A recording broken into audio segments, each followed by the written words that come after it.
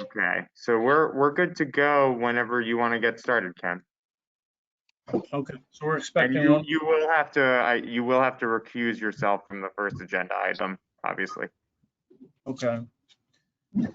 Are we expecting one more coming in on CAUD? Uh,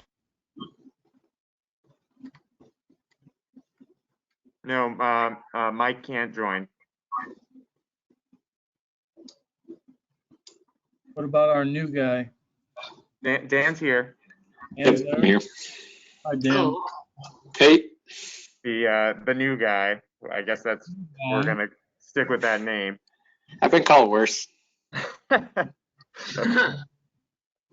I was looking at something else. Oh, there, yeah.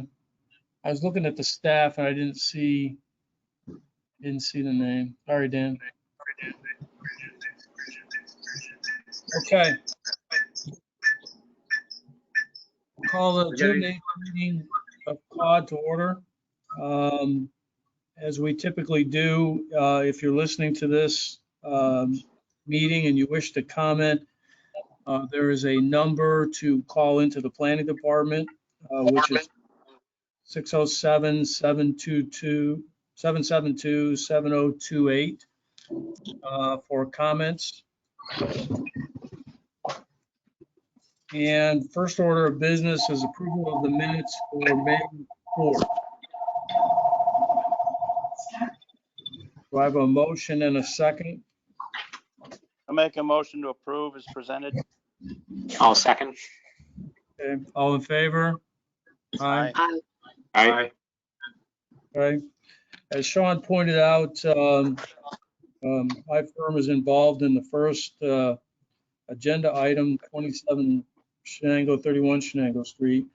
So I make a motion to have John Current step in, and I will recuse myself. Thank you, Ken. We need a second and a vote, Sean, or no? Yeah, we should have a motion to appoint John as chair pro tem.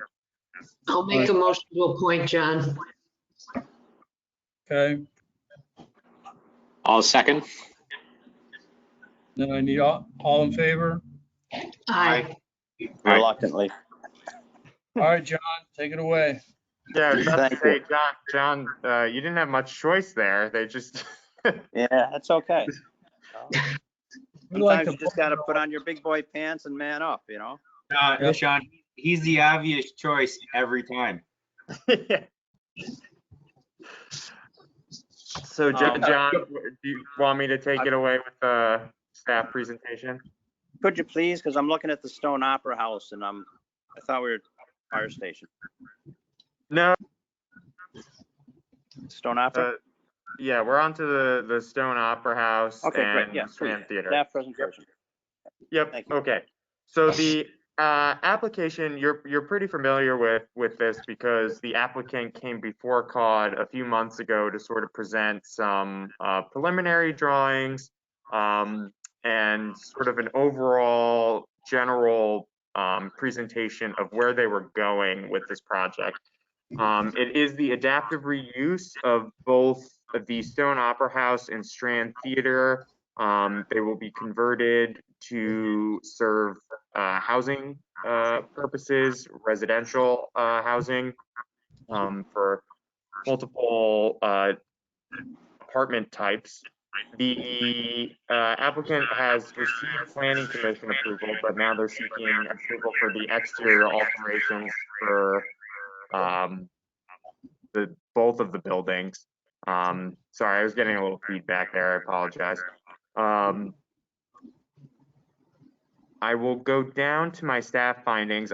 Just to inform the commission, I've worked pretty closely with the applicant and the design team on this to arrive at a overall exterior design, particular emphasis on the primary facades of both buildings to arrive at a design that is sympathetic to the original facades of both buildings or to a particular period of both of the facades in the early 20th century, and have tried to arrive at something that's very close to meeting the guidelines as prescribed.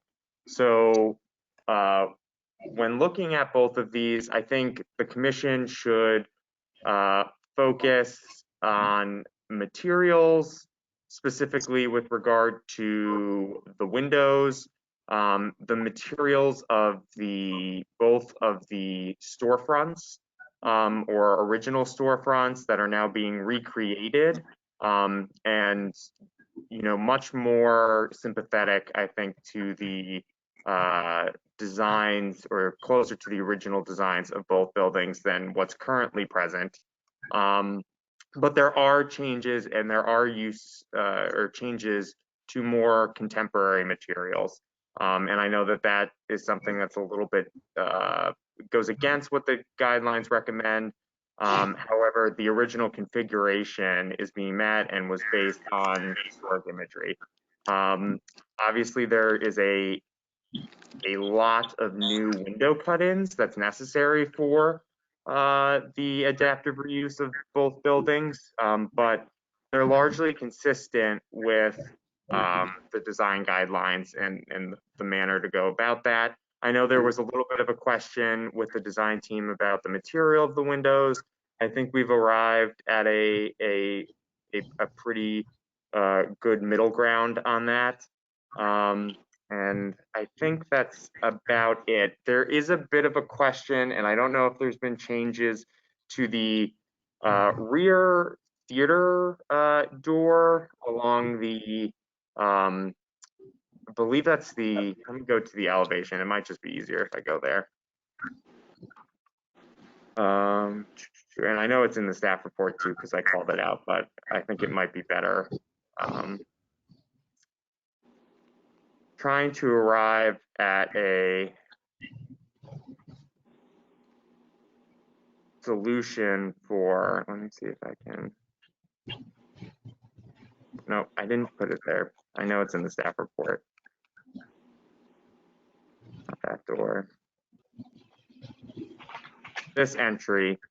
Basically, the new proposal calls for the removal, or last I was informed, it called for the removal of this entry. And I think that even though it's being converted and adaptively reused into residential purposes, the building should still be understood for what their original use was. And the remover of sort of the stage and set doors and entryway, I think would diminish that understanding. But I know it's still called to be an original entry. I just think that the commission might want to think about ways that are arriving at a solution where this becomes functional for the new building design, but can still be understood as being utilized for an entryway for the set pieces, and when it was used as both buildings were used as theaters. But besides that, I think if I go back to the design of the primary elevations, which I know is of primary concern to most, let me just, I think we're pretty close at the original, or to the original designs of both, just using more contemporary materials. There was a little bit of a question about the arched opening here and the manner of treatment. The original proposal from Keystone called for a recreation of what was shown in some of the imagery. And I spoke with them, and it was a little bit off from what was originally there, perhaps a bit too far. And so I recommended they just retain the existing configuration. And so that would just be retained, but with new contemporary materials, aluminum. But besides that, I think we've arrived at at least for the primary elevations, designs that are appropriate. Sean, the arch window that you're referring to in this image, is there an existing photo representative Yes, of? yep. I can give you an existing photo. I think that's important for everybody to understand. Here. And if you look at so I just want the commission to understand that. So that's existing. And then the pre-existing based on historic imagery. So this facade is sort of hybridized, I would say, in its design. Let's see if I can get that here. So you can see it originally had a balcony. Oh, balcony. There was, more solid panes to either side, and there was a door and entry. And the original proposal from the applicant sort of recreated that, sans the balcony and sans the door, and just utilized it as a window. And I thought that would have created a false sense of history, although a nice nod to its past. I think, sticking with what was existing was more appropriate with the guidelines in this case, since there is no balcony. It wouldn't really serve much of a functional purpose. Just the retention of the existing window as is, but renewed with contemporary materials. So But that's open to the commission. The commission, that was my recommendation, but if the commission feels differently, that's your right. So what was so I guess my one question with that is, the mutton patterns, what's the significance of that? Because in the existing photo, obviously there's 3 panes, right? The center pane was more of a door to access the balcony, but they didn't have those mutton patterns in the existing image. I guess I just want. Yes. So the existing is essentially the mutton pattern is here. Right. The historic mutton pattern was different, but the exact when that change occurred is unknown. I assume it would have occurred when the balcony was removed. I think that's probably, the best guess, but I'm not exactly sure when that took place. And so rather than recreating a window opening that treats it as if it had a balcony, I thought it was more appropriate to just retain the existing configuration with contemporary materials. Understood. I think they lost the balcony when they put the huge marquee connecting both buildings. Yeah. Yeah. Yep, I'm here. I like that. I think it looks nice. Yeah, I think it looks good. John, do you want to invite the applicant to add anything? Please, at this time, I'd like to invite the applicant to contribute any comments that they would wish. This is John Curran speaking. I'm available to answer any questions you have. I think we've worked with Sean to try to reach compromises in areas, working with materials that are available today and still trying to maintain the semblance of the past and have a functional building, especially when we talked about the possibility of commercial space on the frontage of the building. Made a few changes there at his recommendation to once again keep the appearance of something from the past. We're open to suggestions, but we think we've come up with a workable plan that will work for the city and the developer. And we just would really love to get started on this. It's been a while and we'd really like to get going on it.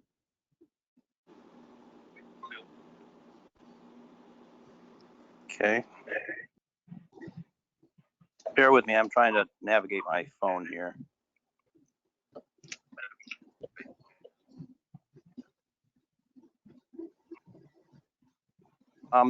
So Sean, I'm having some difficulty seeing, is this going to be compartmentalized? What all is being asked? I can't pull up the presentation proper again. So this would be, the applicant is seeking a certificate of appropriateness for the exterior alterations, including all facades of the building, both buildings. Okay. Does any of the board members have a problem with anything they're seeing? Open it for discussion at this time. John, this is Nick. I don't have any issues with what they're proposing on the front facade on Shenango Street. I think it looks good. I think it's wonderful myself, but I don't want to, everybody. I agree. Want to I make like a it. motion? The building's been so deteriorated for so long. I actually gave a couple of tours through there in its rundown condition 5-6 years ago. It's so important to save it, in my opinion. And this looks like a very nice project. Right. Does anyone want to make a motion, or do I gotta grab the banner? So Sean, we're just making a motion for the front facade here on Shenango Street. You'd be making a motion for all facade. All right, well, so then I think we need to go to then the other facades too, so if we're, not to just focus on the front. Yeah, These are secondary facades? Yes, these are all secondary facades, not really visible from the public right of way whatsoever. They're mostly visible from the alley between the State Street parking garage and the theater building. And Okay. the idea of the punched windows are to allow natural light, ventilation, and potentially egress for the The units, yep.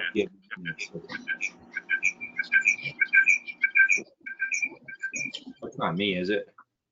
No, it's me. I mean, I don't have any. So is that the one? That's the one facade. Is there a second facade? Yep, we can keep going. That's the north elevation. That's the West. rear. Would be the west. And you can see that opening that I was talking about on the stone sort of being enlarged. yep. And what does that facade faces? It just faces the parking garage, really. It's it's Parking. tight. Okay. And then But I was hoping to arrive at some sort of solution where you still understand that as, the opening to the stage area, where the set pieces were moved, but it's very tricky given the reuse. So John, or I mean, sorry, Sean, can you go back to that rear facade? Yep. To the west, and can you just kind of zoom in a little bit to that picture? Yep. Sorry there we go. So you're talking about the recess there, correct? So the recess is being maintained on the, what is that? That's the stone, right? And they're using sort of they're retaining that, but just keeping the opening, right? So the arched entry opening is being retained, and I think they're going to use it, as you see at the note here, for just keeping that, and then adding, probably it's a new door. But the on the Strand, the opening is being altered rather dramatically, and I think it's now that will not be understood as an entry for a theater in its current configuration. It would be very much understood as an entry to, apartments. Right, but so I understand it's being altered, but so why is it being infilled, like the arch top being infilled? I think that's a question for the design team.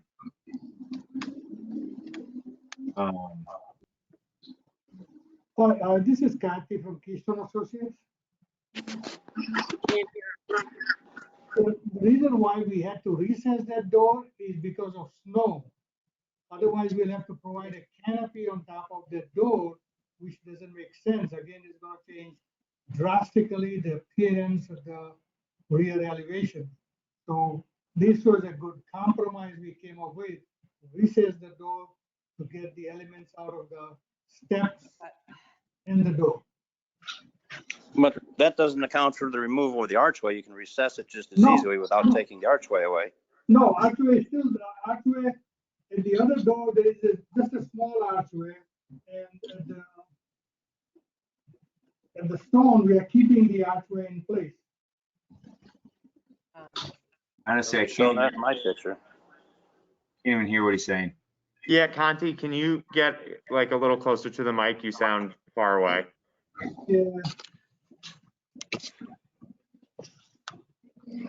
The reason, okay, what do you want me to explain to you?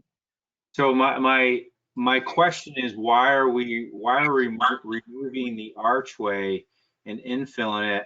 Because on the other one, we're keeping the recess, the archway, and then obviously you're placing an egress door kind of within that opening. And why can't the same happen on the Strand part? Okay.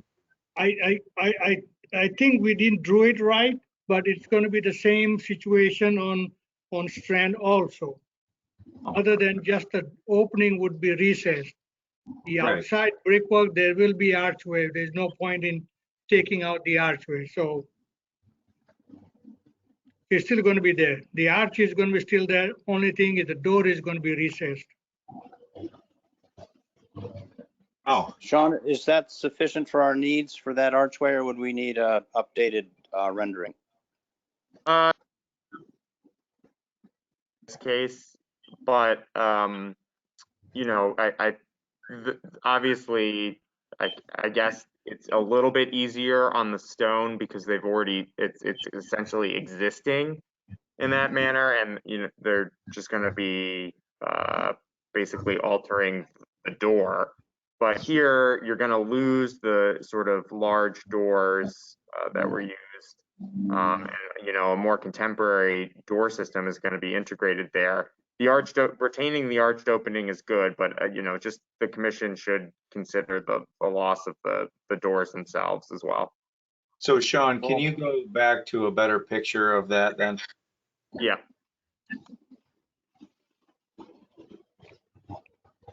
So here, that's the stone, right? And it's just going to be basically the bricked in opening will be replaced by a more modern store system. But on the Strand, Sean, we have called for hollow metal door there just to be in line with what it was there before, except it's a single door. It makes more sense to have a single door there.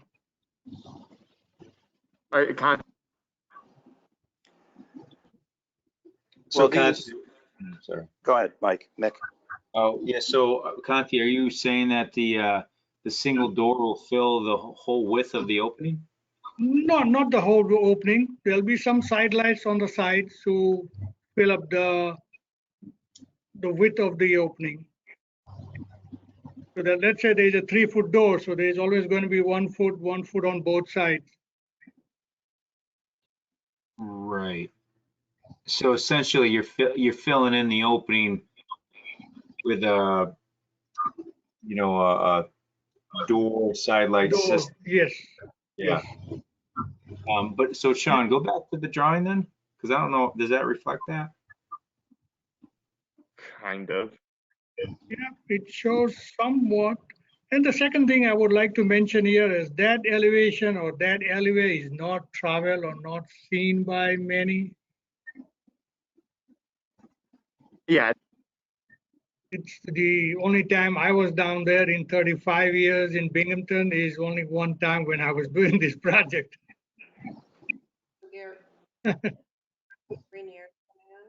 Right. So Sean, I think the drawing obviously doesn't depict the existing conditions there. And Conti had mentioned that they're not going to infill the arch top, but they'll infill the opening with kind of a sort of a modern door frame glass system. But it still would retain some of its value. I know what you're talking about, John. Yeah. Yep. I mean, if it's important to CAUD, then I think, it could be, there could be some minor adjustments made to the design to reflect, what we're thinking. But, as long as the drawing reflects what's there, I don't have much of an issue with it. I just Could always have it painted stage door entrance above it. But you're right, Sean, the drawing doesn't reflect what's there. Yeah. So I think what we need to do is make sure that it's reflected of existing conditions with the arch top. There's a brick arch there. And to make sure that the opening is infilled, and is sensitive to what was there back in, I don't know, 1900s or something. Mm-hmm. Yep. Mick, would you be comfortable with making this motion? Yeah, so is everybody else okay with the facade, like the openings on all of the non-primary facades? Because even this west facade, Sean, this is still a non-primary facade, even though it's the rear of the building. Yep. So the other three I would call them secondary facades. Is everybody else okay with what is being proposed? Does anybody have any issues? I'm comfortable with it mainly because the building has been so deteriorated for so long. And I think this is our step to say. I agree with you, John. Yeah, and I agree as well.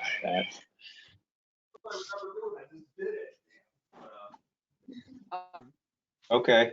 I think not sold on it, but I think there's a potential there. And then we're moving to national. So then I guess we can make a motion. So I'll start out by making that motion here. So I make a motion to approve what is it, the stone opera theater in the Strand, exterior elevations as presented with the modification on the west facade, which is the rear of the building, on the Strand building, that the existing stage opening be reflective of what's currently there, and that a design that infills that opening is appropriate for kind of modern day elements. So I've got another. With retention of the pre-existing arch. Correct, with the retention of the pre-existing arch. Have a second? I'll second that. We have a motion and a second. All in favor? Aye. Aye. Aye. Aye. Anybody opposed? Nope, passes unanimously. Thank All you, right. gentlemen. John and Conti, is that clear to you? Does that work for both of you? Pardon, I only heard part of it, Sean. John, we couldn't hear you. You were.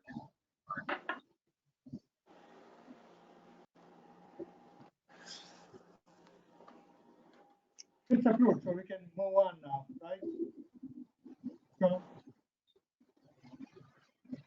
John and Conti, if you're speaking, we can't hear you. so we can do.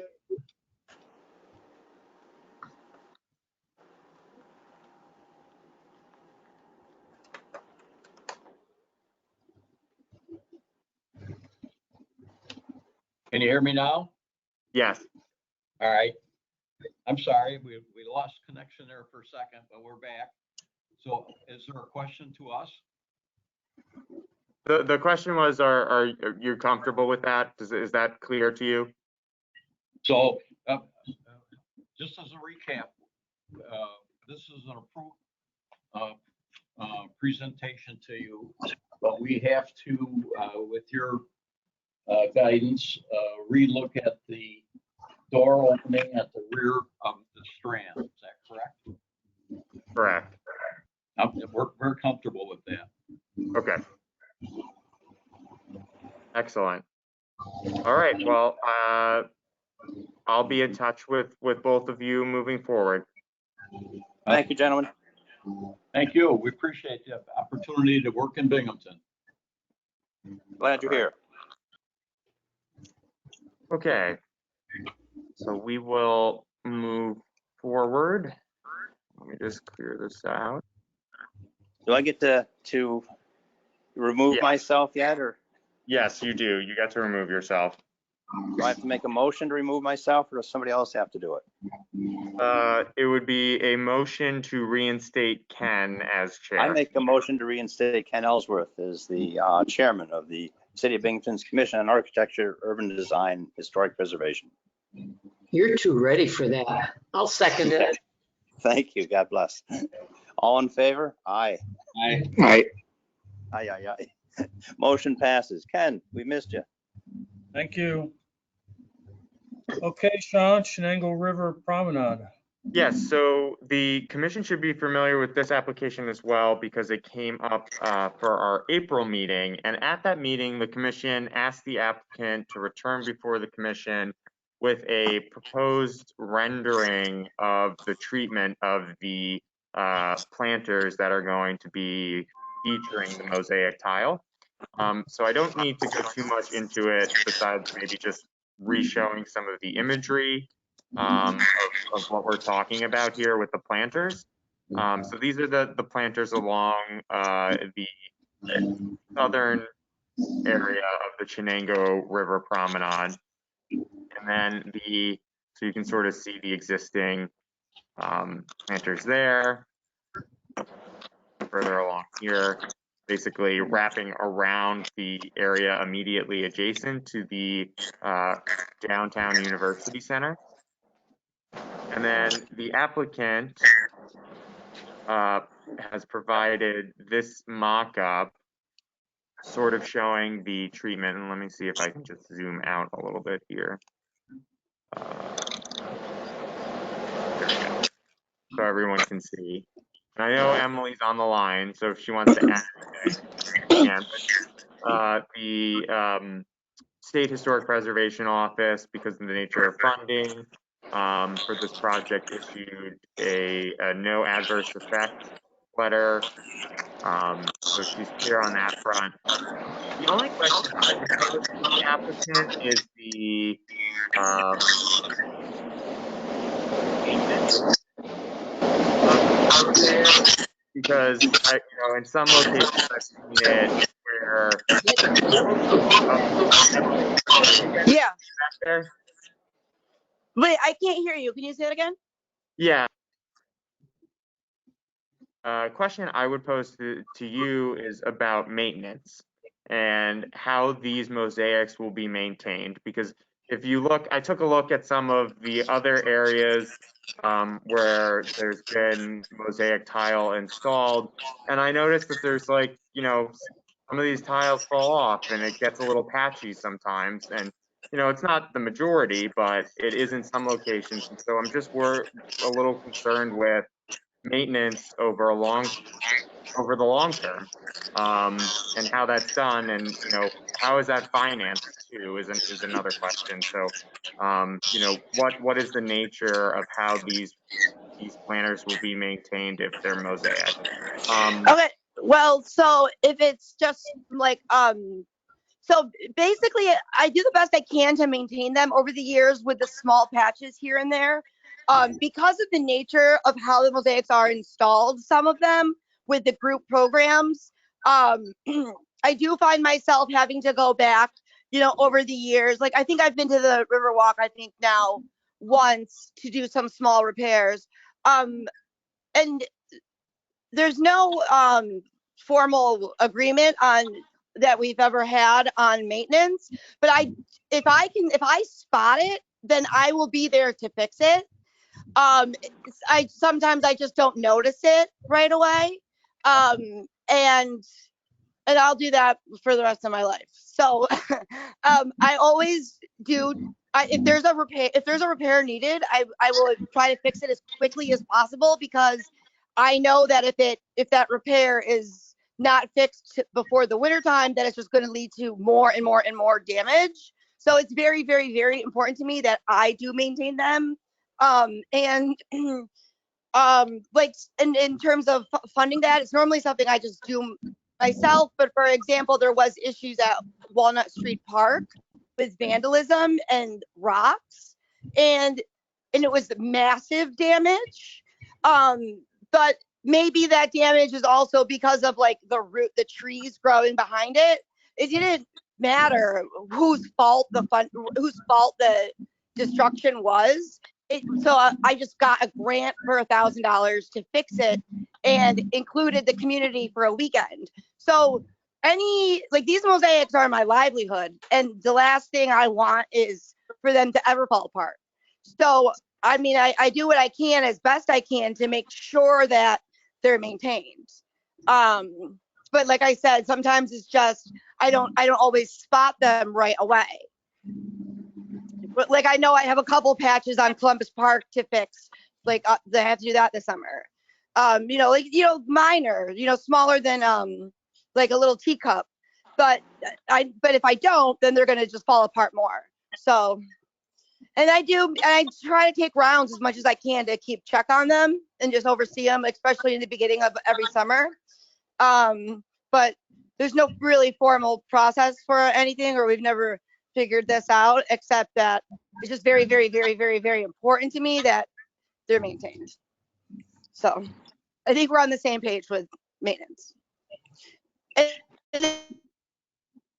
If there were to be so for example, one of them got spray painted during the protest last summer, and down at the promenade where the fountain used to be, and re-rent cleaned it up. So one way or another, it always gets taken care of. It have a specific process. Okay, That's a I'll good, turn Okay. it over to the commission then. Sean, that was a good question. So I guess there's just no formal process in place, but it's not, it probably can't be a formal process because you have to have a certain skill set to maintain the mosaic. Correct. Yeah, I just, it's one thing that hasn't been really addressed before, and we've seen a lot of these mosaic installations, in different places. So I just thought the commission should consider that. I mean, you're just basically approving it at this one moment in time, but Mhm. Okay. Board members, any comments regarding what we're seeing now as far as colors and the blending of the colors and the whole concept? Mrs. John Darrow, I like what I see. I'm very, very pleased with it. Thank you. Absolutely. So Wonderful.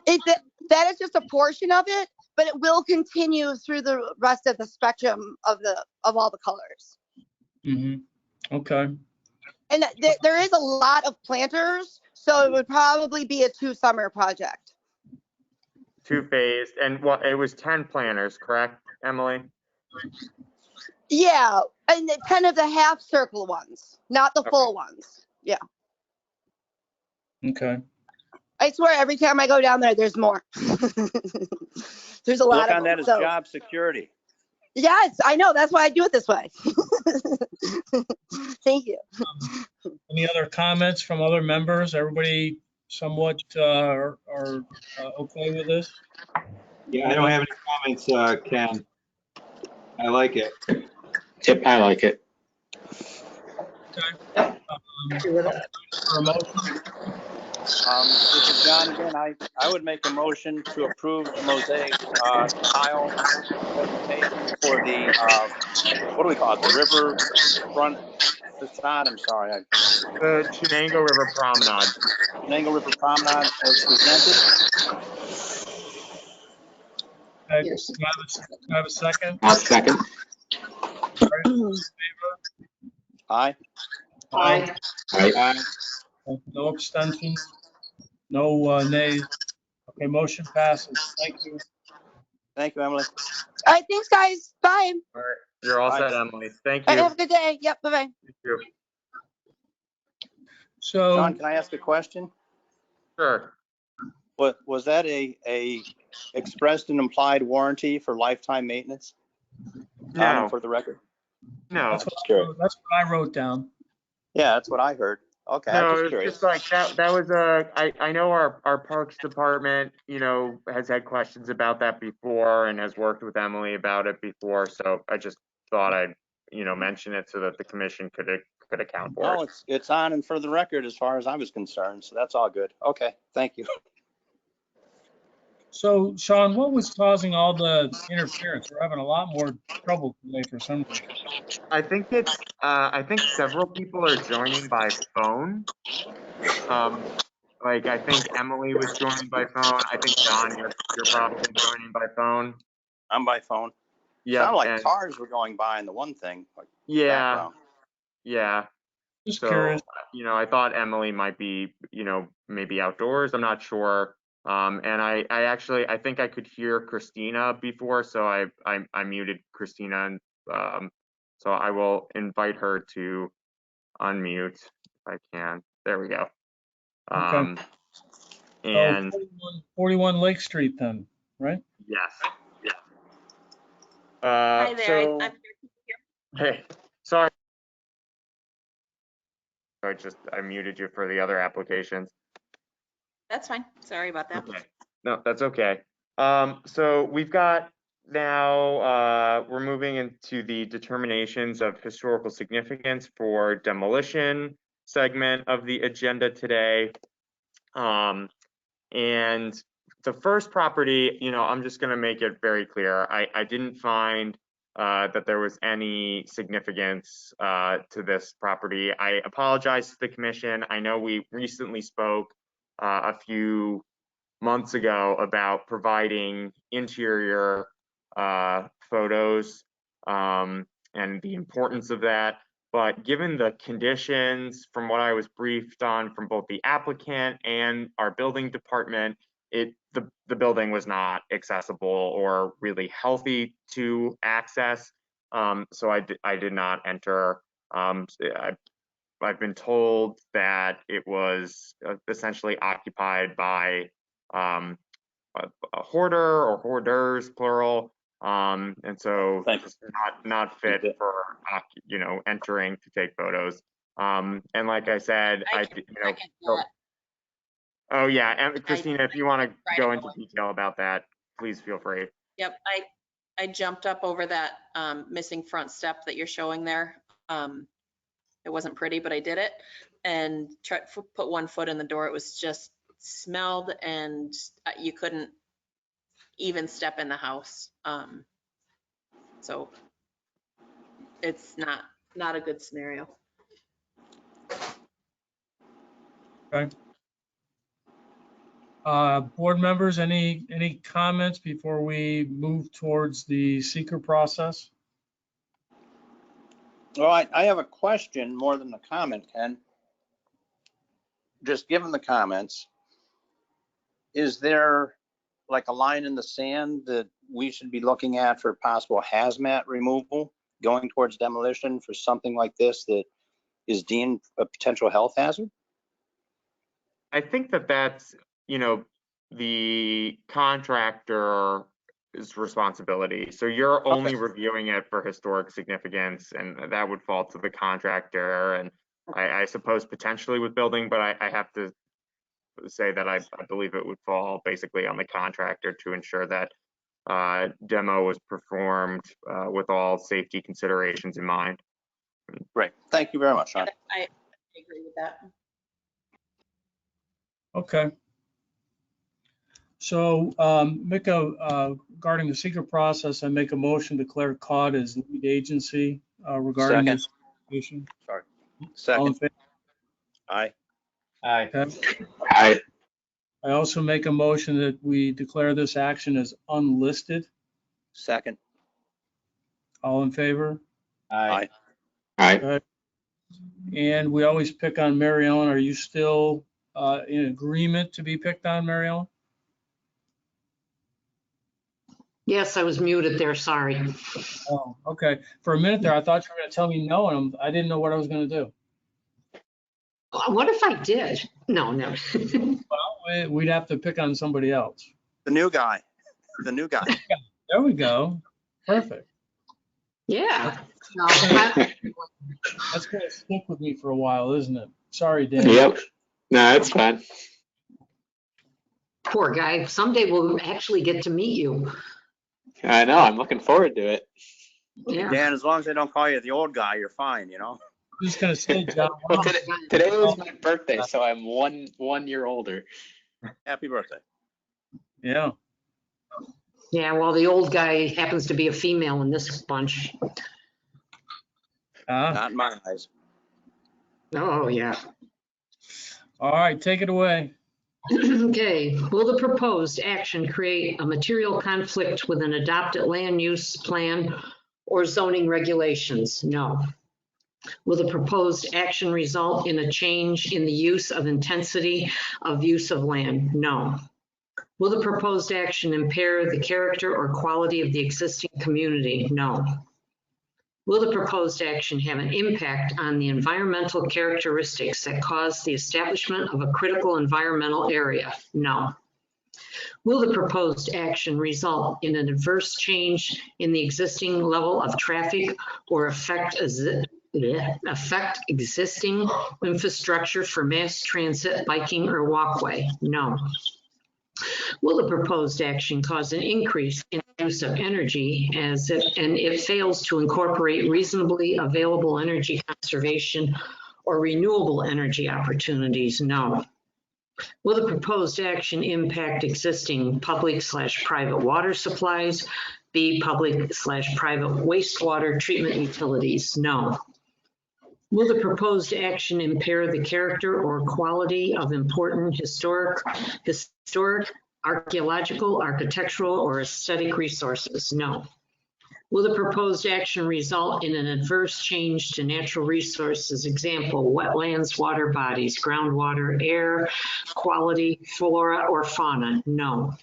Will the proposed action result in an increase in the potential for erosion, flooding, or drainage problems? No. Will the proposed action create a hazard to environmental resources or human health? No. I therefore make a motion to declare a negative declaration. Second. Okay, we have a roll call. So we have a motion and a second. So I need Mick Aye. and Dan Aye. and myself, aye.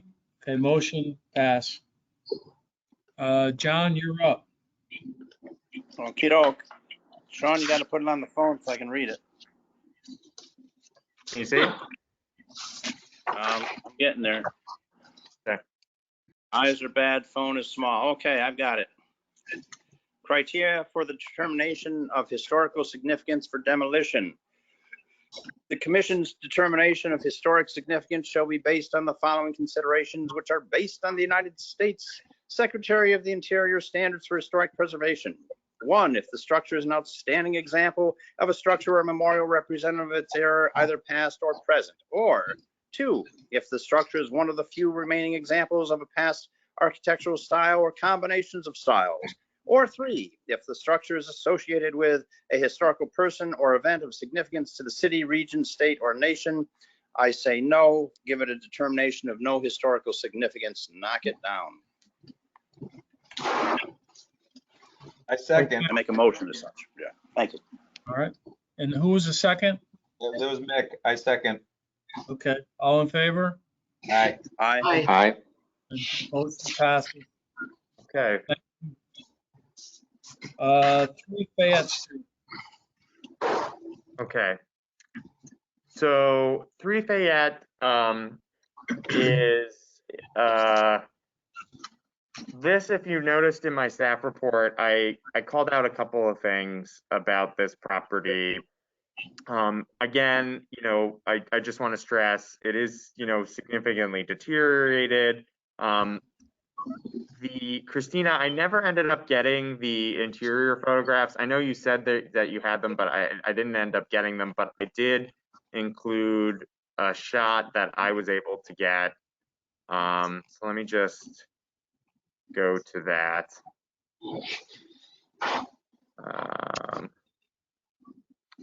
Yeah, so it's stripped. It's, completely gutted essentially on the interior, which I think is a shame. It's not in the floodplain. I think that's important because, you know, many properties within the neighborhood are.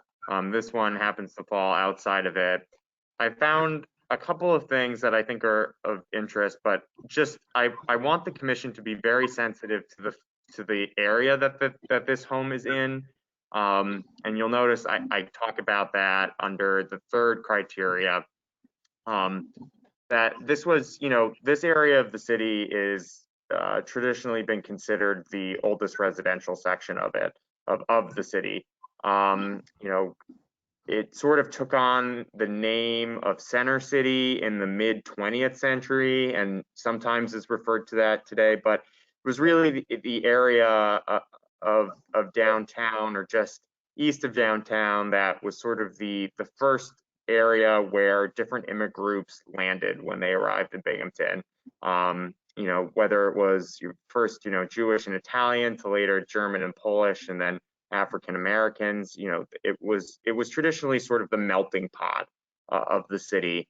And then in the late 1940s, because of its, you know, I have to say, I think it's because of its sort of history as this melting pot area for immigrants. The area was pretty heavily targeted by urban renewal, including, you know, in particular, this block was heavily targeted. The creation of Columbus Park basically eradicated, you know, multiple homes and demolished them. You know, that was considered off-site slum clearance, and dramatically altered the street. You know, basically eliminated an entire cross street in the neighborhood. And then just south of the area where this home is, you have the creation of North Shore Drive, which resulted in the destruction of you know, more streets, more residential properties, and then there were multiple public housing projects, which we see to this day. And, you know, all of these remnants of urban renewal in the neighborhood still exist, and we're dealing with them today. This property came up a few times in relation to urban renewal, as being one of those, you know, as the impetus for this area being targeted was really like what was considered substandard housing conditions. And, you know, there are multiple causes of that, whether it be just because the building stock was old, but also because landlords and property owners basically weren't maintaining their properties effectively. And so that sort of provided an opportunity for the area to be targeted as part of these, you know, whether it be slum removal, quote unquote, or targeted attempts at code enforcement and rehab. I just want to go to that. So this, you know, sort of speaks to that, where you have, you know, what was the precursor to the Urban League, which was CORE, the Congress on Racial Equality, organizing a protest outside of this house, you know, and, you know, you can see how dramatically altered it's been.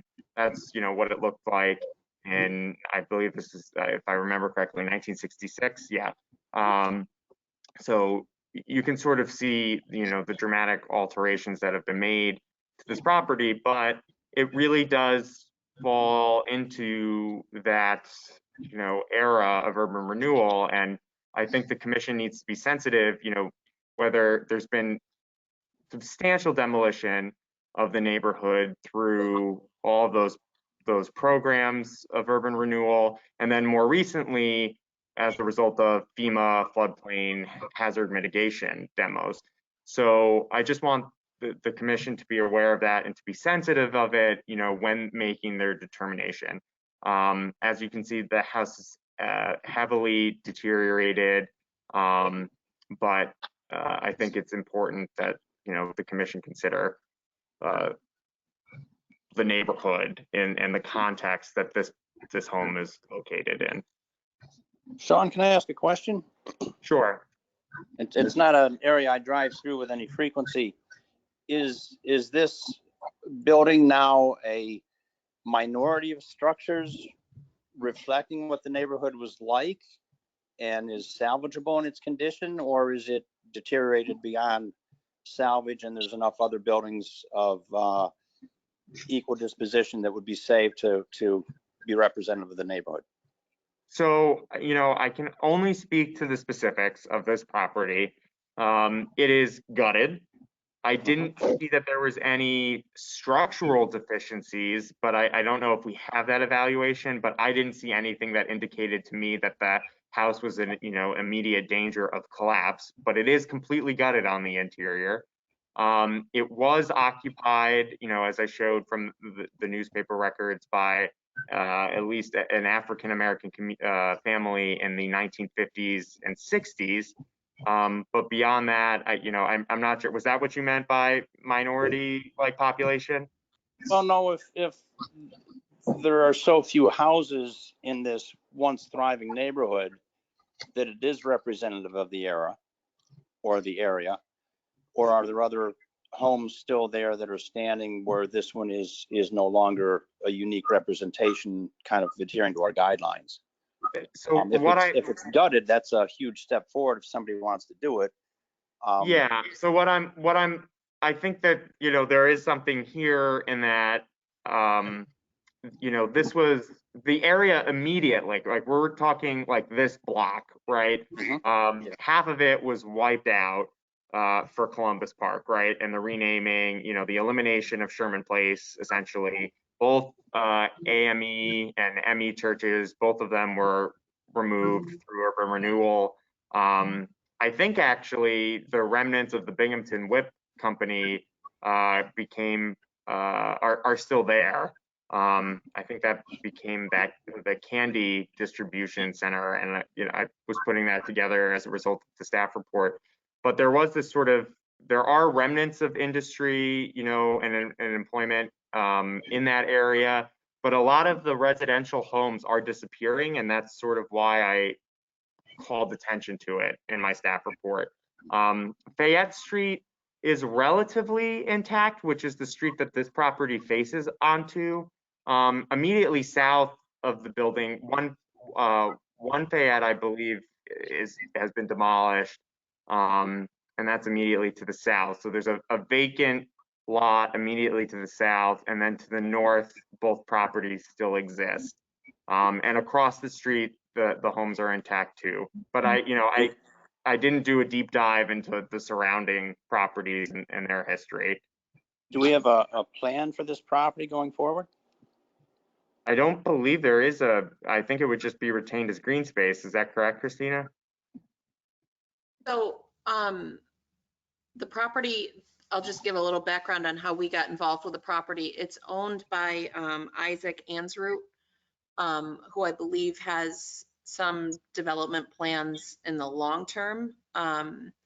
We are working on building a straw house with vines. I'm not sure if that's on anyone's radar. Oh yeah, that's immediately to the south, correct? Yep. So Yep. we approached Isaac because it appeared that he may be planning on demolishing 3 Fayette. So we actually said, if that's something you're doing anyway, can we do it now and use the green space for the straw house construction? So that's our immediate, that would be the immediate use, was just to use the green space lot to assist in building. Sounds good. Sean, I have to interject for a moment. I believe I have a conflict of interest as I purchased my home, my primary residence, from Mr. Ansroot. And although it's been 14, 15 years, I still talk to him. That's in the interest of full disclosure. Okay. Tell me what to do here. That's fine. I understand. That makes sense, Sean. And thank you for disclosing that on the record. And I don't think there's an issue with you recusing yourself. The only thing I would ask Christina is if Vines is interested in acquiring the property, is there any way that they could, provide plans or guidance as to what they're specifically going to use that space for? Because I think that would be really helpful. I didn't Yep. know in the application that they were considering doing that, but I think that would be really important here. We, on behalf of Vines, I asked Isaac if he would be willing to sell it, and he said no. So I don't think that it comes into play at this point. Oh, okay. So we tried. Okay. Yeah, that seems to make that would have made sense, but I guess he's not going to do that. You know, and that I think makes it a little difficult for the commission in this case, at least from a staff perspective, because then it just sounds like, you know, you're essentially demolishing a house with no definitive plans for reuse. Might be a little tricky. But I'll let the commission deliberate on that. Can I ask one other question, not relative to the project? John, there if anything you stated a conflict and you're recused, you shouldn't participate anymore. Well, I'm not for this. Is there anything else on the agenda today? For you, there's other business items that you may be Okay, of fine. interest, Then I'll hang out and I'll stay quiet. Thank you. That was Okay. my question. Okay. So Sean, who's the property owned by? It's owned by Agem Group LLC, which I guess Isaac is probably a majority member of. I'm taking that from Christina's That's my guidance. understanding. So so the city of Binghamton is requesting a demolition of this property? No, it is not the city of Binghamton. The applicant is Agem Group LLC, and Christina is acting as the representative, as the demo contractor. But like as you said before, there's no there didn't appear to be any structural issues related to the house, and then the image that you showed on the interior part of the house is that it's all gutted. So There's some fire damage on the inside. I was looking through my photos. I didn't send them, Sean, because I can't find them. Okay. But there was a fire. I don't know if that showed up in your research. It's the damage. Is it recent? I don't know. Okay. I saw the damage when I walked in. It's in the roof, about directly up from where that photo was taken, I believe. Okay. So Sean, when you had mentioned, Those look a little charred. That's a bit of it, I think. Sean, when you mentioned to be sensitive to the history and the neighborhood and that type of thing, I'm trying to get some guidance as to what our options may be regarding that. We're supposed to be looking at historical significance of the structure or the building, and I guess that involves the neighborhood, but it's either, in my mind, simplistically, it's either we say no and it needs to be restored to some degree, or we say yes and it comes down. Right? I think I mean, essentially, yes. And that's why I thought in this case it was important to call out the affiliation of this property with the legacy of urban renewal in the neighborhood. But you are tasked with essentially, you're the only say as to whether or not this property is approved for demo or not, and you do have criteria for making that determination, and I think you just need to be sensitive to the legacy and history there, and making sure that you have enough information to make the determination.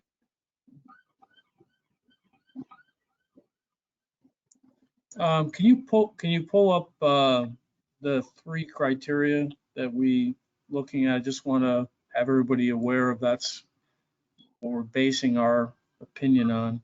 I mean, so Sean, essentially the house has no historical significance. It's just the area in question. Yeah, if the house is like has a degree of affiliation, I wouldn't say that it's particular like that it itself is particularly representative. I mean, was it a home to an African American family in the mid 20th century? Is the history of African American heritage important to that area of the city? Yes. And is that important in the narrative of urban renewal within the neighborhood? Yes. is this house, you know, the only structure associated with that legacy? No. And might there be better representatives of that? Likely, I can't say for sure since I'm just looking at this. But I would say that it's likely that it is not the only home. But my point is that they are disappearing, right? We are slowly but surely losing the resources that are associated with that history in the city. And that's why I want the commission to be very considerate of that as we move forward, because we see a lot of communities across the country right now, you know, basically struggling with that issue too. And so now we're seeing the same thing in Binghamton. And you know, any decision that the commission makes should be very clear and based on obviously the criteria, but sometimes our criteria doesn't quite touch on, you know, some of these more nuanced aspects of history. And I think, you know, times are changing to a certain extent, and so I want the commission to be considerate of that.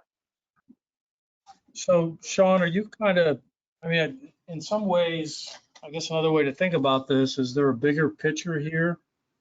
In other words, if the developer has other properties, you know, I'm hearing from Christine that they're doing a straw house, which I think is neat, but I mean, there's not a plan for the community, but how many other buildings does he have? And is this the beginning of a domino effect? I don't know if we know that right now, but you know, I think to your decision making, I think whatever you do or move towards with your determination should really be based on every piece of information you can obtain. Which isn't it a criteria if an owner decides to demolish a property that there's a plan in place to understanding what's going to happen in the future? Yes, it's one of with compatibility, it's one of the guidelines, so it's not a requirement, but it is one of the guidelines that you utilize, and it basically calls for you not demolishing, you know, a property or issuing a determination of no historical significance for demolition for a property without definitive plans for reuse, right? So it's right here, I'll highlight it. Yeah. And so the reuse of the property right now is just going to be green space, meaning a lawn, right? Correct. Yeah, at least that's my understanding. And it's, I mean, Vines, I don't know what, Christina, can you speak to the status of the Vines project to the south? Because you know, that's been going on for a few years now, and I think we also still just have a vacant lot. Yep. We can thank COVID for that. Yeah, I'm they sure. were ready I'm to sure break COVID didn't help. Yeah, they were ready to break ground a year ago, and they took a step back, and we're very, very close to deciding to proceed at this point. But with the spike in material costs, it's put them back on their heels a little bit with their final plan. So again, after effects of COVID, they're trying to navigate that. I think we're going to proceed this summer still and try to get straw up by the fall, but I don't know for sure just because of all these unknowns, these changing times that are happening.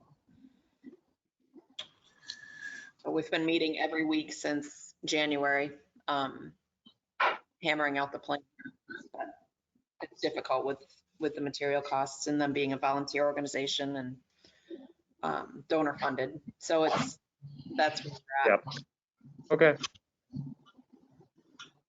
All right, so just to add to the conversation, I guess I'm a little thinking that we don't know what the plans are for this particular lot, and we also don't know how many lots the developer currently owns and what the overall plan may be, and maybe they don't either. But I guess one of the concerns I have is we're standing in the gateway to a domino effect of these buildings coming down, and some consideration, as Sean is saying, to the past community, we should take a step back and maybe think about. I'm not sure we're ready to make a decision now, and what I'm hearing from Christine is it may not affect the current progress on her project.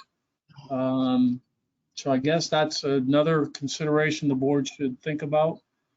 And I'm interested in what everybody else has to say. Well, I think I'll just jump in. I might be able to make this easy. I usually don't like it when CAUD stuff is tabled because it hurts our projects. But in this case, I would agree. I think that was Ken speaking. Yeah. With vines being in the balance right at the moment, a delay of a month wouldn't negatively impact us at this point. So if it were to be tabled and gather more information, that wouldn't bother me too much. Yeah, I think that's I honestly, Sean and Ken, this is Mick. I think that's the right approach at this juncture. There needs to be kind of a plan in place on the owner's side of what's going to happen with the property if we do decide to tear it down. Okay. I agree with that because, like you say, the domino effect, and we don't have a lot of information on what the guy's going to plan to do, or Vine. You know, I know what Vine does, but I'm not comfortable with it.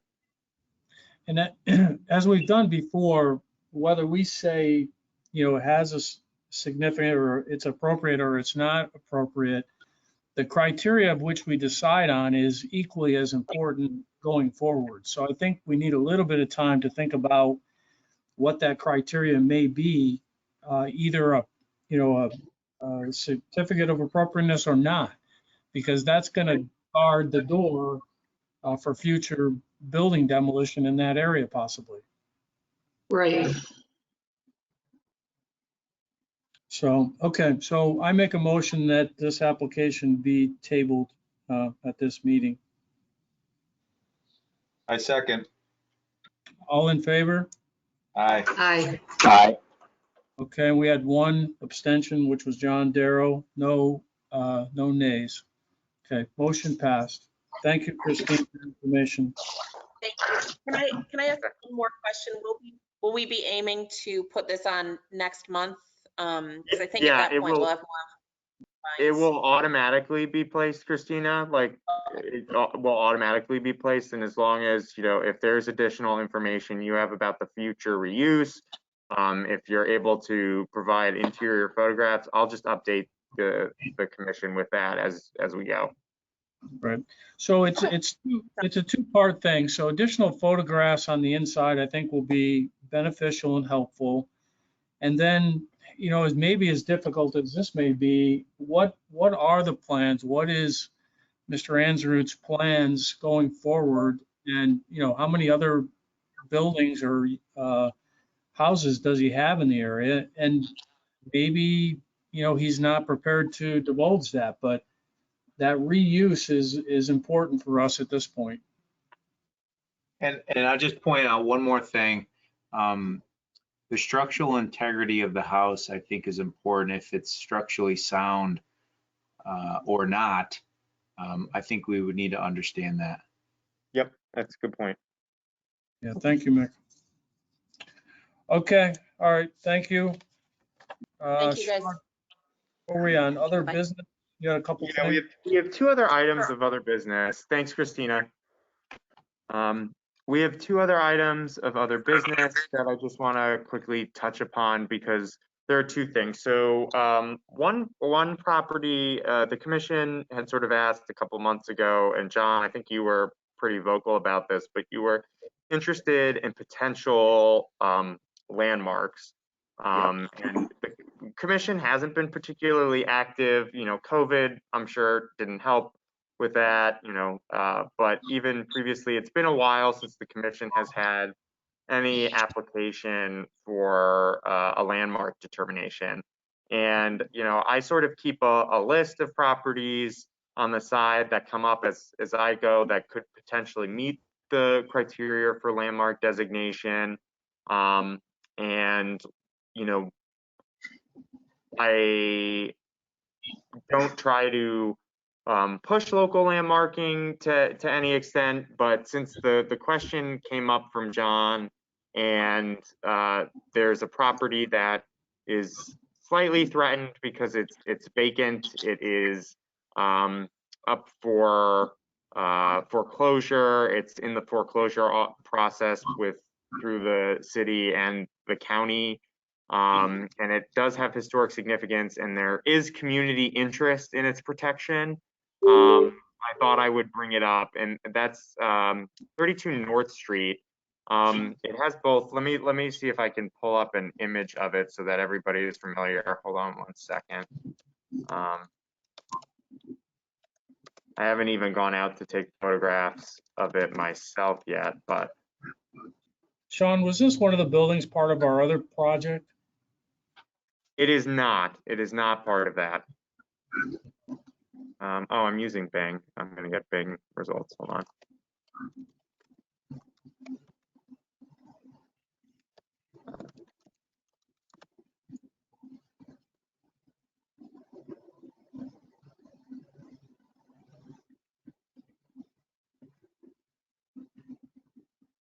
Hoping I can just drop down or at least show. There we go. So it is in excellent condition from the exterior. I know from our vacant property officer that the interior condition is decent as well. And it is associated with Israel T. Deo. Deo family has a lot of significance to this area, farming and farm production, but also he became a prominent politician within New York State, and also was associated again with the Sturtevant Larrabee Carriage Company. The Deo family became partners later on. And so it does seem like it would have significance, and so I wanted to bring it up to the commission if the commission was interested in pursuing a determination of historical significance with this property. So speaking for myself, yes, I would be. I don't know how many are familiar with the house. I live probably less than 10 blocks away. Going back about 30 years, 40 years, the house was in pretty deteriorated condition. New owner came in, restored the exterior, restored the fence, did the beautiful driveway, the brick pillars. Believe he sold the house to probably the current owner who's losing it. They continued. I've been in the home. It absolutely beautiful. They did a stellar job. Reason being, for their concern was they could afford the property in that neighborhood, and they really did a great job. It's a beautiful piece of property, and I would certainly be supportive of a motion for local landmark status. So Sean, briefly, what's the steps involved with that process? So the process would be is that I would essentially prepare a staff report for determination of historical significance, and then for landmark designation. The commission would then basically make a motion of positive historical significance. Then we'd have a separate meeting, and we'd schedule a public hearing so that community members could speak in favor or against its landmark designation. So it'd be a 2-meeting process, the second being a public hearing. And then at that, you'd be making a recommendation to City Council that it be designated as a local landmark. And before it went to City Council, the Planning Commission would have an opportunity to either agree with your recommendation or not. But regardless, your recommendation would go to City Council, and then they would make the final determination. Okay. Do you need owners' consent? You do not need owner consent for landmark designation. However, the owners obviously would have an opportunity to either, to voice their concerns or agreement with the determination. Well, you So- said it was going into foreclosure. Is it Yeah, it's occupied at well present? into the foreclosure process, and I believe it's owned by the county at the moment. Oh, okay. All right. So I'm your guessing it's concern, another COVID victim myself. a reasonable concern is that it deteriorates further under county ownership just because of no attention. Correct. Yep. And I know that there are members of the neighborhood, including someone who owns properties nearby, who are very vocal about attempting to purchase this and are very supportive of the historic history of the house and the historic nature, excuse me. Sounds like we have some grassroots support. Okay. That's my understanding too, John. So what's our first step here to do? If it Sorry, is of Tom. interest, I would just ask that the commission, just formally request staff to prepare a presentation for historical significance for landmark designation. Anybody have any questions or discussions? Otherwise, I'm going to grab the banner and run. I just wonder, and Sean, is there a list of, is there any, pros and cons regarding having a landmark designation? Well, It's going to be positive, right? I mean, for the most part, it's positive. What it would do, it does a couple of things. The first is that it would bring this property under your jurisdiction for exterior review, for alterations. And then it would also open the door with landmark designation. A property owner could seek the local property, I think it's 444A, historic property tax abatement program. And so that would be an option. But there would be, a degree of control given to you over the property if they, a future owner wanted to make exterior alterations. Okay. Is that stuff listed somewhere, Sean, or is it possible to put a list? I think when we make these decisions, I think we should know the full depth of what we're deciding. Yeah. So do you mean like a list of like local landmarks? Or do you just mean the like pros and cons? The pros and cons and what we're deciding, like what restrictions are put under this house if we make this designation. I think it's all very positive, but it seems like we should have full depth knowledge of what we're doing, and I currently don't. That's why I'm asking. Yeah, so I mean, just simply put, right, like this property would be subject to all of essentially the historic design guidelines that you apply to every other property under your jurisdiction. You mentioned tax credits, availability, that kind of stuff I'm interested in what this does. Yeah. Okay. Okay. Anybody else, before John makes a motion, anybody else have any comments regarding this? No. No, I think we need to move forward. So I look on local landmark status as a huge win-win for both the community and for the individual owners. And Yep. also it makes it extraordinarily difficult to tear the property down barring a fire or something exceptional happening, just because it has local landmark status. And then it's much easier should they look for state or national recognition. It's a nice thing. So I would like to make a motion to request staff to prepare all necessary documentation to move forward with the recognition of, is it 32 North Street, Sean? Correct.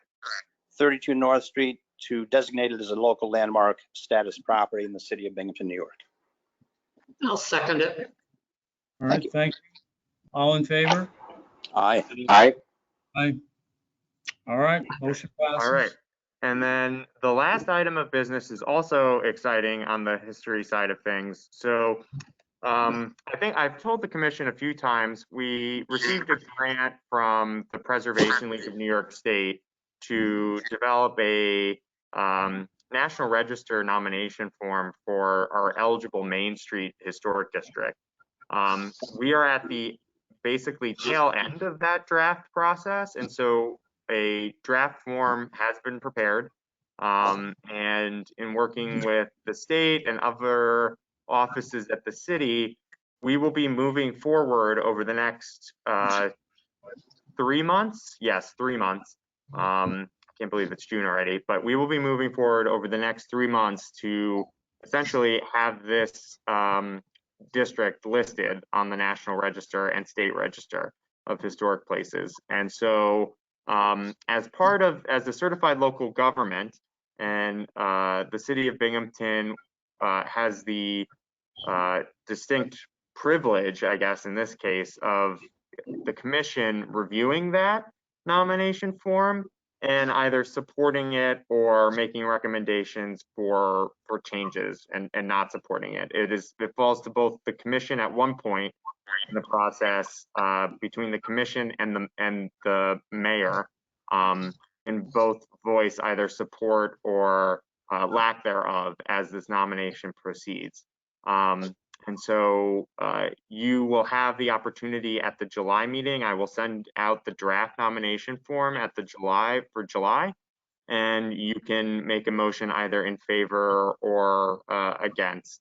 And that's just part of the CLG privileges in the National Register nomination process. We will be having what is likely going to be 2 meetings. The first will be a public meeting, and then well, actually both will be public meetings, I'm sorry. But we'll have 2 public meetings for this, for the community to voice their opinions on the district. And then it will hopefully move forward to the State Review Board at their September meeting. And we're on track for that right now. So I just wanted to give the commission an update and a heads up on it. We've got a new historic district coming through. It will not be subject to your review because it's just National Register, but hopefully with the recent increase to the state historic tax credit for small projects, those being under $2.5 million, the tax credit has bumped up to 30%. So if you combine that with the 20% at the federal, the under 2.5 projects under $2.5 million could receive a 50% tax credit on qualified rehab expenditures. So hopefully that incentivizes more projects, more tax credit projects in Binghamton. And I think the Main Street District will benefit through that as well, because a lot of those projects will probably fall under that $2.5 million threshold.